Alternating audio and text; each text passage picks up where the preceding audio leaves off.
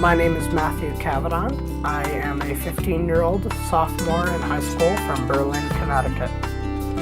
I can't tell you what it's like to spend every recess on the edge of a blacktop unless you've done it. There is that universal theme of being left out, of being lonely, of being rejected for something, intentionally or otherwise, that every human being has experienced.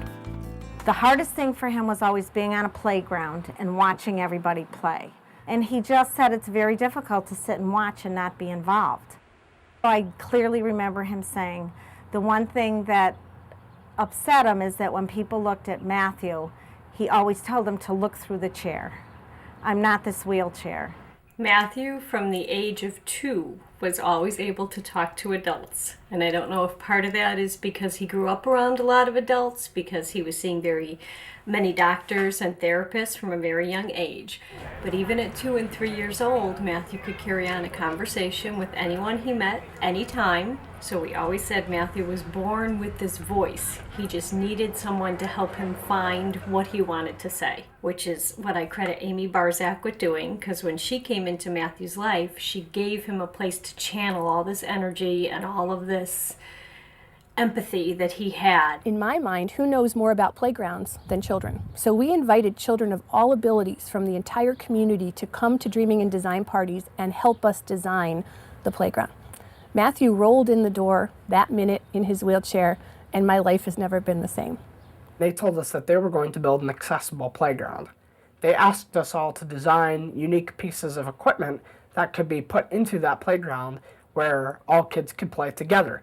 That playground was built in 1996, and that was the beginning of Boundless Playgrounds. Be able to hang out with my friends and play alongside them just like they were playing. It was an experience I had never had, and I loved it. It was spectacular. I think it was at that point that I decided that no other kid should ever have to go through a childhood without a playground. Once Matthew came in and told us about it, I thought to myself, where have we all been all these years? I mean, playground after playground, and nobody ever thought of, my goodness, there's other children. So we decided we were going to hold a couple of bake sales and some penny drives and raise a little bit of money and give it to Boundless Playgrounds as a gift from our class. And what he wanted to do is he simply wanted to raise the money for Boundless Playground, which was, nationwide. In only a couple of months, we raised over $10,000, and we realized we had a lot more on our hands than we had expected. So finally, at one of our class meetings, somebody said, Matt, why don't you just build your own playground and build it here? Maybe, just maybe, we could do something here. Maybe here in Berlin, we could build a Boundless Playground. And that's when, the whole thing started. Then it was like he had to raise a ton of money. For 2.5 years, we worked very, very hard to raise the over $350,000 we needed.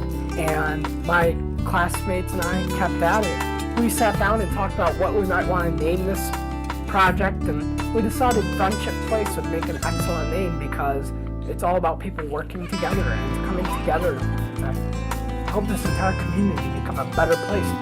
I think that I've really not inspired people by doing things that they can't.